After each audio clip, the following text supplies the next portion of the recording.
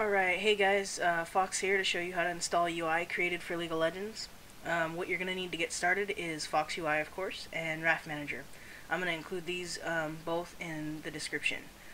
Once you download these and extract them, you're ready to go. So first thing you want to do is back up your main League of Legends directory, and I'll show you where that's at on my computer. Computer, C drive, and then a Riot Games folder here, and League of Legends. And then you want to go into RADs and follow that into projects, and then you want LOL game client, and then file archives is the folder you want. If you go in that, you'll see all the files that Riot has provided for the game, and I just want to copy that and paste it somewhere safe. And once you've done that, then you can begin to install. So you want to go into your Raft Manager, and you can actually see my LOL backup right here. And what you want to do is open up Raft Manager. There we go. And you can just close this first window here. And there we go. And then you want to open up FoxeUI, and what you're going to find is 3 folders. You're going to find the large folder, the small folder, and the HP pack. And what the large folder is, that includes a large version of the minimap. The small includes a small version of the minimap, and then the nameplate HP pack includes 3 different options for nameplates, and I'll get into those in a minute. So I'm going to install the small version since that's the one I like. So all you have to do is just drag and drop it into RAF. And recently, you may or may not get this, it's going to pull up this little thing talking about an ambiguity, and that's just a fancy word of saying, hey, there's some confusion here. So basically what it's asking is which file do you want to replace for the HUD atlas? Do you want to replace the one in 95 or the one in 107 folder? And RAF recommends the bottom choice is usually the right choice, but the correct choice is usually the newest archive folder, and the higher the number, the newer it is. So if you look over on the side, you'll see 25. That's a really old archive. It's the original. And then if you look, it goes up to 107. That's the newer ones. So you want to replace the newest one. So always the freshest install, or the freshest archive. So 107. And it might ask you a couple times for a couple different files. These are all different. This is elements, or this is champion left. And again, we're going to pick 107 since it's newer. This one's elements main listing, and 107 again. Let's see, options cluster right, and this is 107.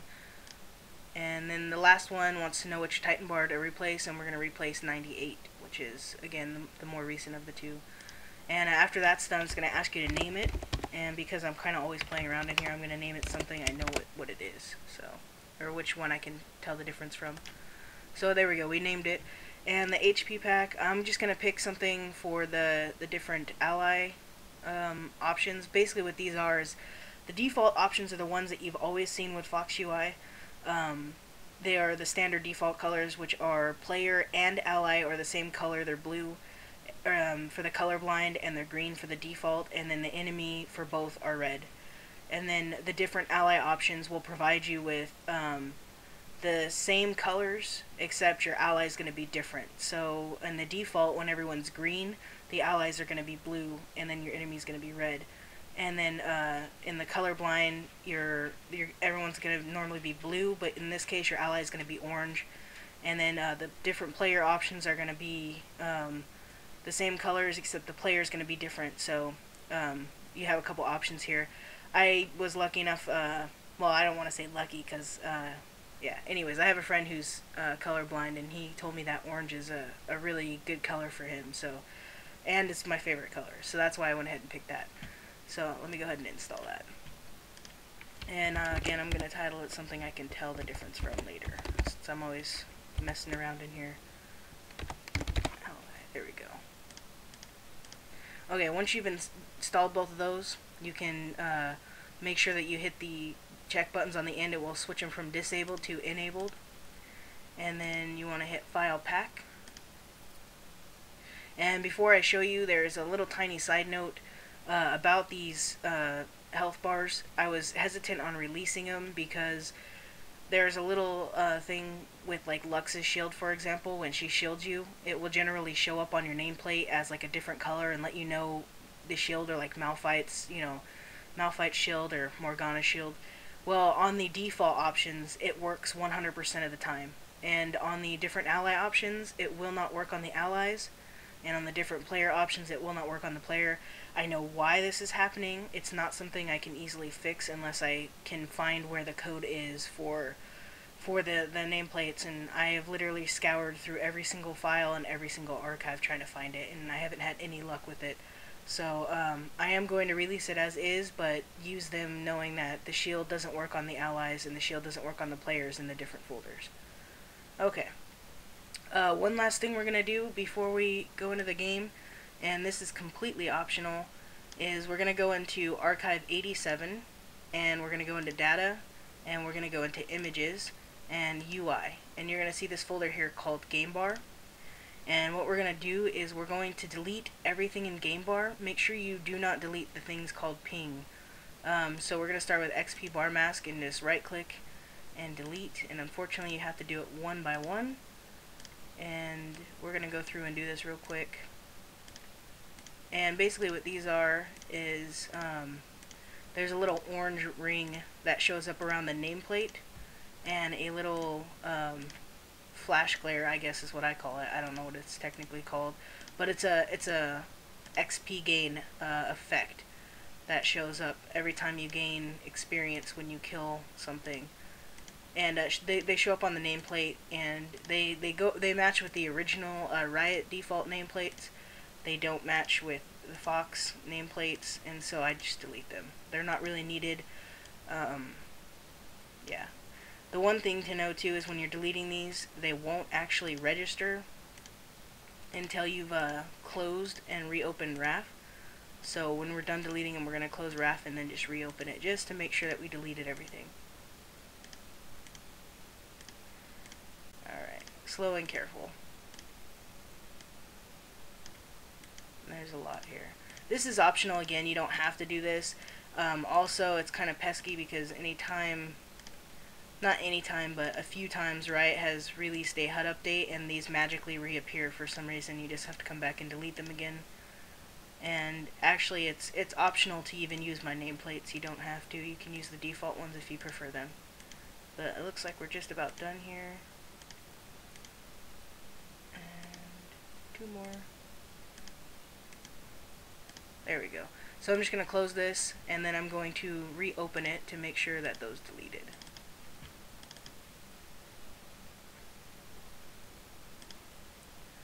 And I'm just going to scroll straight down to 87, and Data, Images, UI, and you'll notice that the game bar folder is not here anymore, which is exactly what we wanted. So yeah, it looks like everything worked. And this is just going to ask you, hey, you want to exit RAF, you have not applied any changes, but yeah, anyways, we're just going to hit yes. Okay, now we can close that and open up League of Legends. Uh-oh, are they doing a patch today?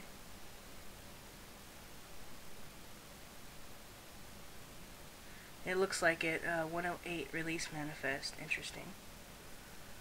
We'll see what happens. May have to redo this entire video.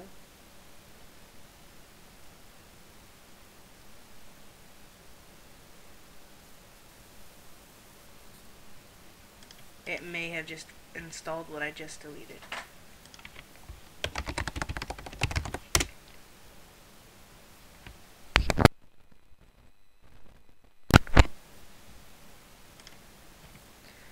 Alright, so anytime you do any changes, I always recommend you check them out in a custom game. So I'm going to do that. There we go. Throw in a couple bots for fun. And I'm going to pick Ash so that you can see a little effect with her Q. A, of course. Ah, stupid bot. I'll pick Teemo. How's that? That works. Not that I need to change these for a bot game, but habits die hard.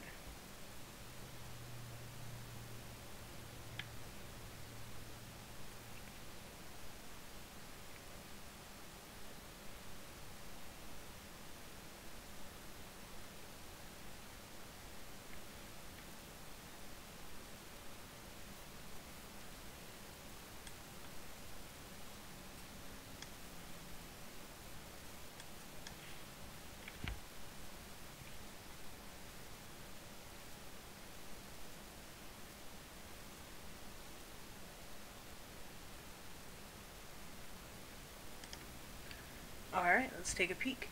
So this is the UI, and yeah, all those little things I just deleted just got reinstalled with Riot, and I guess I'll show you what they do, and then I'll have to go back and delete them. But so first I'm going to grab his toxic shot so you can see the animation I was talking about, and that just spins around his ability to let you know that it's active. And I actually just redid that. I wanted to make it a little bit more noticeable but more subtle at the same time. So here we go. We have the mini map here, and this is the colorblind mode. If you want to see the default mode, I'll show you that really quick. You can toggle it off here, and you'll notice, there we go, there's the default mode. Let me put that back on though, because I like the colorblind. I like my little click to be blue. And then one thing I do want to touch on really quick is a lot of people ask me all the time when they install my UI that these little blocks appear here, and they don't know how to get rid of them. You just have to go into options, more options, and then hide the center HUD wall, and that fixes it and gets rid of those. So what we have is here's our target bar. Sometimes this target bar might overlap the mini map. I am working on another resolution, but I have to redo everything from scratch to get that done, so it'll be a while before that's out. But anyways, to fix that, I have a friend who does use this UI on a 1280 by 800, and to fix that you just need to go into interface, and you can go HUD scale and just drag this little guy down, and it will decrease the scale of the overall UI, and that will prevent the overlapping. And like I said, I do have a friend who uses this on a very small monitor, and he doesn't have any overlap issues, so it should be fine. Things that I have skinned on this are the shop. I don't know what this big black thing is. It's on the default one as well. I just never really noticed it until after I skinned it, but it does go away when you click on an item. So I don't normally start with boots, but we'll just grab a couple just for now, and just so I could show you a couple little buttons here. And that's the shop. Other things that are skinned, camera setting, all these buttons work down here. I don't really use them. I kind of use the keybinds, and I always keep my camera movable. Anyhow, the scoreboard overlay is skinned. You can see it's nice and pretty. And I am going to be skinning the options screen and the champion info. They're a little bit pesky or did I say screen or skin? Anyways, they're a little bit pesky to skin, but I will be working on those eventually. I just have to figure out the trick to it. But the only other thing to point out is the Titan bar up here at the top. These are your minions killed. These are your assists. These are your deaths, your kills. So all your stats are up there. Enemy team kills, player team kills, or your ally, I should say.